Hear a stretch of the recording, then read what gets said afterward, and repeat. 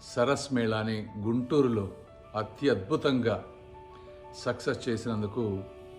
ఎంతోమందికి నేను ధన్యవాదాలు చెప్పాలి. దేశం నలుమూలల నుంచి 300 పైగా స్టాల్స్లో భారతదేశ మహిళల శక్తిని, సామర్థ్యాన్ని, ఆత్మవిశ్వాసాన్ని ఈరోజు గుంటూరులో ప్రదర్శించడం జరిగింది. ఆ రోజు మనం ఇచ్చిన పిలుపు మేరకు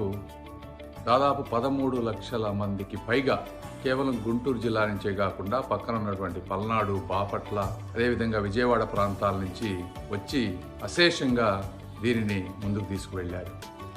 ఈ కార్యక్రమాన్ని ఒక తక్కువ టైంలో, అంటే 15 రోజుల గడువులో సంక్రాంతికి చేయాలి అనుకున్నప్పుడు డిస్ట్రిక్ట్ అడ్మినిస్ట్రేషన్ మొత్తం కూడా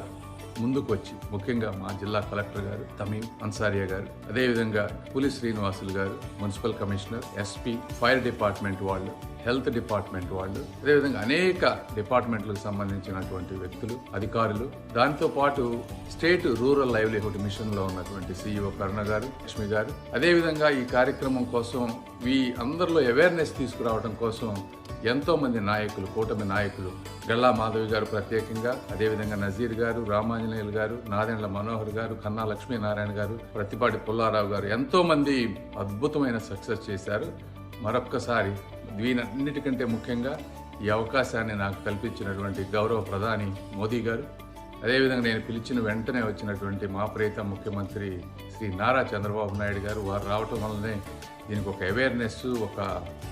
స్కేల్ కూడా వచ్చింది ఈరోజు ఆంధ్రప్రదేశ్లో. వారికి, అదేవిధంగా మమ్మల్ని ఎప్పుడు సపోర్ట్ చేస్తున్నటువంటి మా నాయకులు పవన్ కళ్యాణ్ గారికి, నారా లోకేష్ గారికి, ఈ స్థలాన్ని ఫ్రీగా ఇచ్చినటువంటి మెట్టు కృష్ణారెడ్డి గారికి, అదేవిధంగా మేము ఇచ్చిన పిలుపు మేరకు గుంటూరు ప్రజలు స్వాగతించిన విధానానికి, ఈ విధంగా మీరు ఆదరిస్తే ఇంకా ఎన్నో అద్భుతమైన కార్యక్రమాలు మన దేశం గర్వించదగ్గ విధంగా చేస్తామని తెలియజేసుకుంటూ